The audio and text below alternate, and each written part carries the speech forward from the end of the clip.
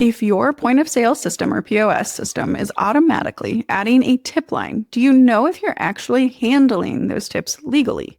In today's episode, we're breaking down the messy world of tipping, how it works under federal law, what your responsibilities are as a business owner, and why systems like Square and Toast might be steering you wrong if you're not careful.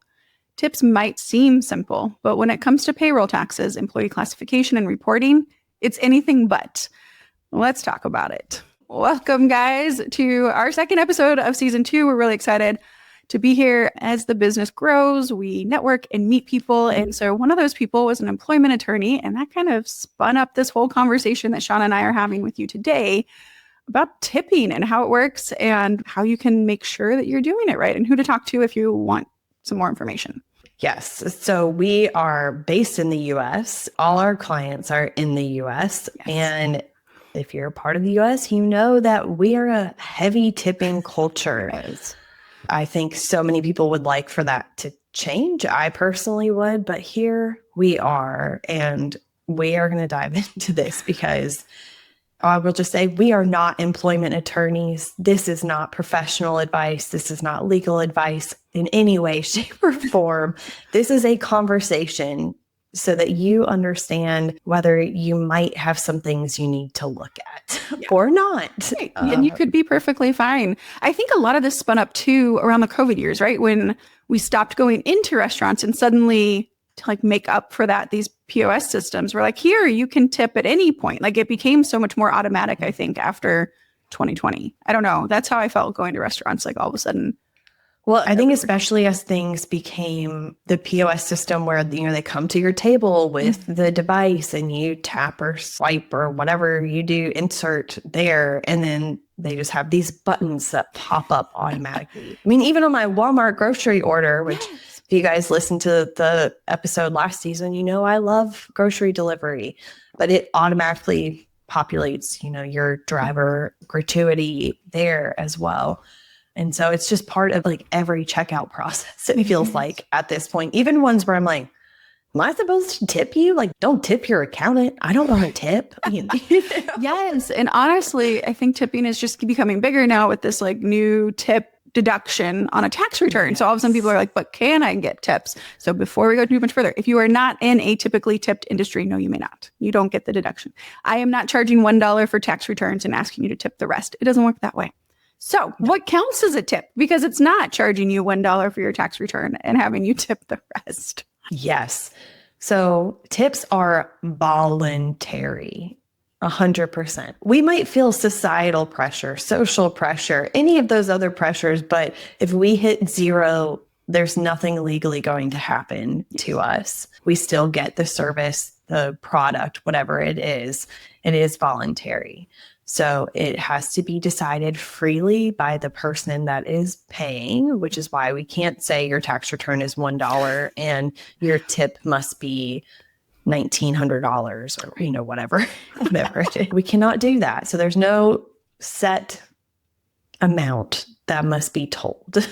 Right. And that's where you'll see in the US the customary 15, 20%. Like 15 became the baseline. And that's all social, though. There's no policy and law and requirement for that. And the employee has to keep the tip with a few exceptions. So that's the other piece, right? Like if you tipped your return, well, that's actually just going into like our revenue line and then getting paid out. It's not coming to me, Caitlynn, the person who prepared your tax return. So the employee needs to keep the tip unless you have something set up like a pool, which we'll discuss. Yes. And so, like we said, a lot of these point of sale systems have tipping built into them, which is great.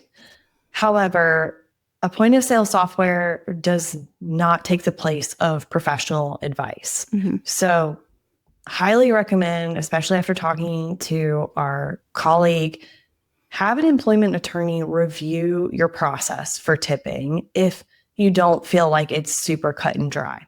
Like, let's say you are a hairstylist and you're the only person that's using your point of sale system. You don't have other people that work under you. It's literally just you get your tips.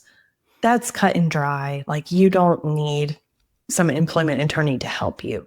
But if you're doing any of these other methods we talk about today, you have a team and you're not sure that tips are being doled out correctly, get the policy reviewed. We're going to talk a little bit more about why that's so important. But the point of sale system doesn't protect you from there being errors there.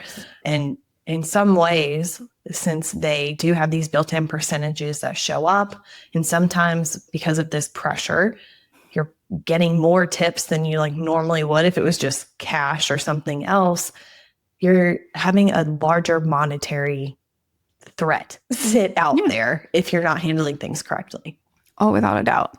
And yeah, it's just how, because again, we said like the employee has to get the tip. And so if suddenly your tips are 3 times, 4 times what they ever used to be, that needs to be paid out to the employees and they'll be happy. But if you, as like a business owner, are like, oh, well, some of that was like my revenue. If you own the hair salon and you're like, but I actually want to keep 50% of it because I need it to run the hair salon, like to pay the bills. Well, now we're getting tricky and we need to talk to those employment lawyers about it. But yeah, I mean, I see them everywhere. Panera to a coffee shop to the hair salon. You're just kind of like, are you really entitled to these tips customarily? Yeah. Especially I think as we see like minimum wage keeps going up, we're like, okay, we know this place, like people are getting paid a normal wage. Like this isn't your typical waitress earns $2 an hour and then is making up the rest in tips. Mm-hmm. Like, why are we being prompted to tip 20% on top of this? But then I feel like a jerk if I don't. Right. I actually am just like, can I move to Europe where they just price it and then I don't have to tip? That'd be great. Yes. I mean, on the flip side, I don't know where you've been, but in France, they just ignore you then for like 2 hours. So you can never quite get the service you want either because they're not performing for tips. So it's a coin flip here. So as the employer, what do you have to do? You have to report the tips accurately for tax purposes, right? So they need to flow through on the paychecks. They need to go onto the W-2s. There's actually like a tip. I don't know how closely you've ever looked at your W-2s, but there is a tip box, like tips for Social Security, tips for Medicare. So they do get separately stated, which is really helpful with the new tip law. You withhold Social Security and Medicare on those tips, just like you do regular wages. And you just have to know your local rules. And that's where we will continue to default to an employment attorney in your state or familiar with your state, because the state laws could be even more detailed than the federal laws. So the federal is trying to govern 50 states, and then each state gets to kind of choose what they do from there. Yes, it's very important. And talking to our colleague, he's like, well, I'm barred in Florida. So like if you have clients in other states, they need to talk to someone in that state that knows those state rules very well, because there are state specific minimum wages, all of that. So it's important to know those state specific things. So then I'm going to have Seanna talk to us about pools versus tip credit. So there's like 2 ways to do this. And since she has the firsthand knowledge from talking to the employment attorney, I'm going to let her kind of take it. But for you guys' knowledge, there's kind of 2 typical ways to handle tips. And that's typical. Right. Typical. We can hope, right? And that is pools versus a tip credit. And then it gets a little more complex from there. I was enjoying the pun. Typical ways to handle the tips. Okay. So we'll talk first. Sorry. We'll talk first about the tip credit. So like, I think this is the traditional model that we all think of when we're like, oh, wow, a waitress earns $2. It's actually $2.13 is the federal tip minimum wage. And that doesn't change. It's not something that's inflated over time based on cost of living or anything. They just leave it there. $2.13 per hour is that base amount. And so the employer has to pay $2.13 an hour, and then the rest up to minimum wage and beyond can be made up in tips. So the important piece with this is that it only applies to front of house employees. So front of house from a like restaurant standpoint is your waitress, the busser, like anyone that's going out and dealing with the customers sitting at the tables, the hostess, any of those positions. So they can be part of that tip credit policy. So their minimum wage can be set at $13 an hour, and then they can get their tips. So those tips can either be individual because they have their employee ID and they worked tables 5, 7, and 9 and got X amount in tips. And those tips brought them above minimum wage and hopefully beyond. And so they're good to go. They just use those tips as the other part of their wage. If they don't make at least minimum wage per hour, then the employer has to contribute enough money outside of the tips to bring them up to minimum wage. So that is the tip credit. Mm-hmm. Again, only front of house. Right. Then we have the option for tip pooling. So this is where all the tips earned in a shift, a day, however the restaurant wants to designate that time period, they are pooled together and then they are given out to the staff. Okay. So this can be done in many different ways by percentage based on what your role is on that shift, whether you're the dishwasher or the chef or whatever. You can have percentage policies. However, you are only allowed to give percentages to the back of house staff, the chefs, the dishwashers, and those positions if everybody is already paid minimum wage. If you're using the tip pool to make up that percentage on the tip credit basis, so if you have front of house staff being paid $2.13 per hour, you can't use a tip pooling method that includes back of house staff. Mm. So you can't have the back of house people as part of that tip pool in that situation. And I think that is the part that can be very tricky when you're talking about like the restaurant industry, because you think you can oh, I don't have to set wage at minimum wage because then they get tips and the tips definitely bring them over that. But there's a lot of rules around how the tip pool can be run and who's allowed to be part of it. And also, managers cannot get any of those tips. Owners can't get any of those tips. So no one that has the ability to set schedules or do any of that type of admin running of the shifts is allowed. It doesn't matter if they go and wait tables for the day. They're still not allowed to get any part of the tips for that. So that is important to keep in mind, because I know owners of small businesses wear many hats and you're like, what? I waited those tables. I don't get any of the tips. You do not. I always think back to, I don't know, I watched a lot of Gilmore Girls, but Lorelai would offer tips to Luke and he's like, you don't tip the owner. And so that has always stuck with me. But in this new world where I can walk into Panera or the coffee shop down the street and everyone there is paid minimum wage, but there's still a tip option. I guess my assumption is they're running off of a tip pool because of everyone being at that minimum wage. I would assume so. And it's what is a tip? If you're checking yourself out at Panera, right? You just go to one of the kiosks and there's no one ringing you up.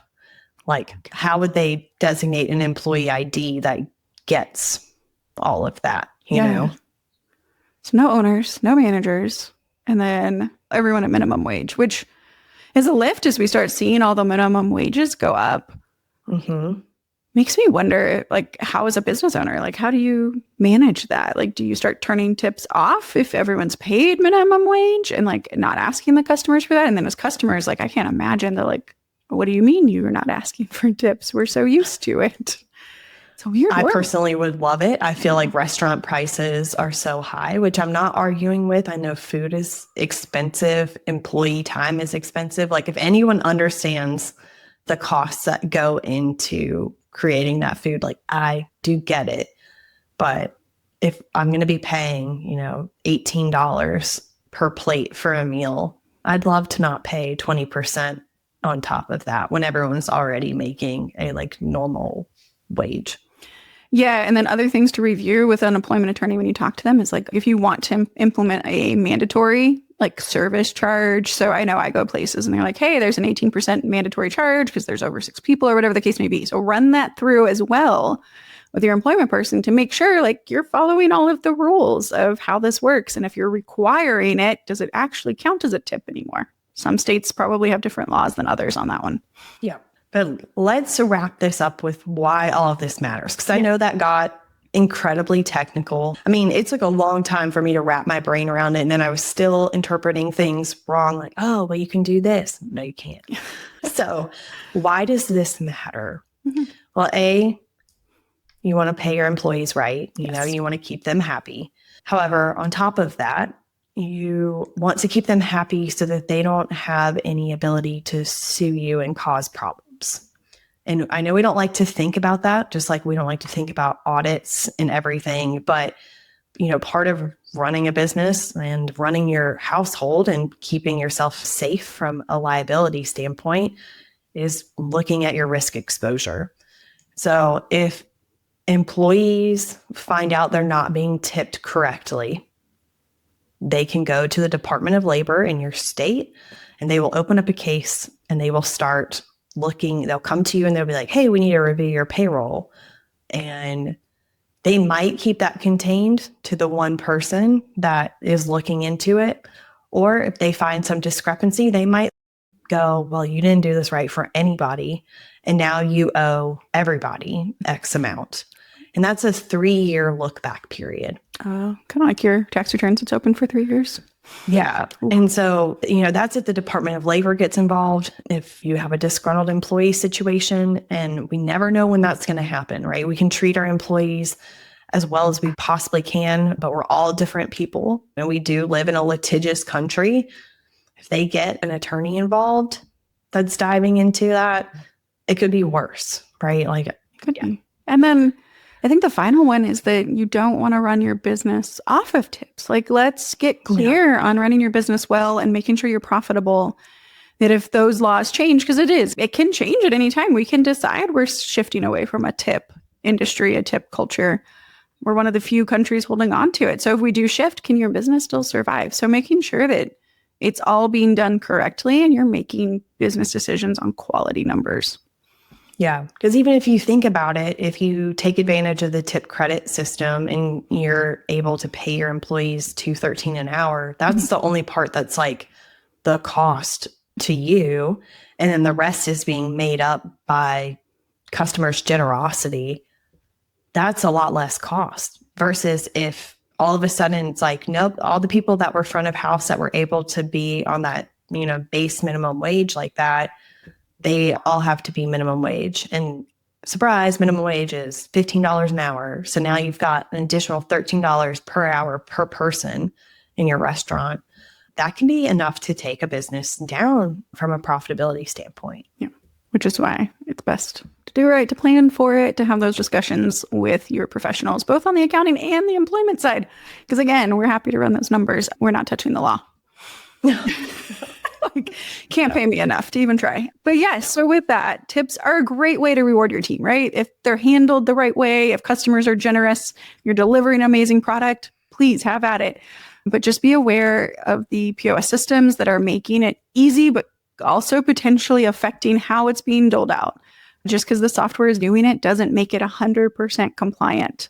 If you're not sure if you are handling your tips correctly, if they're reporting correctly, it is time to stop and talk to an employment attorney in your state that can clarify this. And if you need referrals, recommendations, please let us know. We're happy to point you in the right direction. We want you profitable and succeeding and being legal all around. Yeah, exactly. Yeah. So thank you all for listening with us today, and we will see you next time.